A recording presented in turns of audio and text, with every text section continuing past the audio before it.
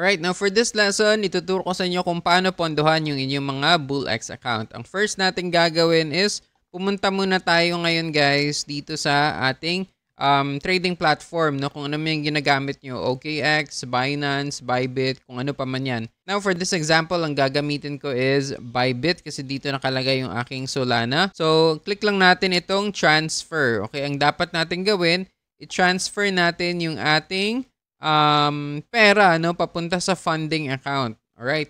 Now, for this example, ang gusto ko lang is 1,000 pesos for the sake of this tutorial lang. Okay? For educational purposes lang. Copy ko yan. Ito yung value, no? So, 1,000 pesos is equivalent to this one. Okay?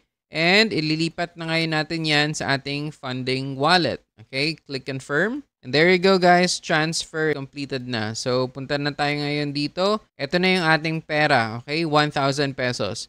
Now, ang gagawin naman natin is, i-click natin itong withdraw. Okay, withdraw. Tapos, punta tayo ngayon dito sa chain type. Okay, pipiliin natin is Solana. Alright? Tapos, ang gagawin natin next is, punta ngayon tayo dito sa BullX. Okay, balik tayo sa BullX. Tapos dito guys, punta na tayo ngayon sa ating wallet manager. Ayan. And ang nakalagay dito is add funds. Okay, click natin yan.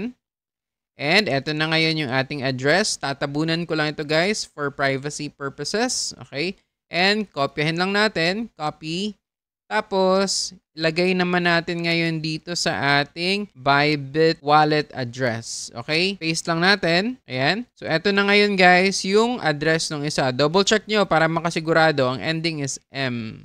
Okay? Ending niya is M. And then, click natin yung all. Then, click confirm. Okay?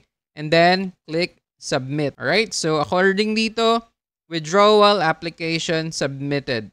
Alright, now click na lang natin, view withdrawal records. And eto na guys, pending transfer na siya. So bigyan nyo lang ito ng a couple of minutes tapos mag-refresh kayo.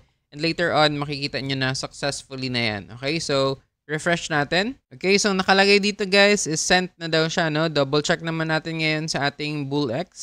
Ito naman yung i-refresh natin. So ayun na nga guys, pumasok na dito yung ating pondo. Okay, meron na tayong $14 na pwede nating ipang trade dito sa BullX. So, ganun lang kadali guys kung paano pondohan yung inyong mga BullX account. So, pwede na kayo ngayon mag-trade ng mga meme coins dito sa BullX. Okay, again, careful lang sa pagtitrade ng mga meme coins dito sa BullX kasi napaka-risky. Okay, biglang bagsak, biglang taas. So, yeah, it's up to you kung susubukan nyo na yan. But yeah, hanggang dito na lang muna tayo. Ang susunod na tutorial natin ay kung paano mag-set ng orders dito sa BullX. Until next time, have a great day. Peace out!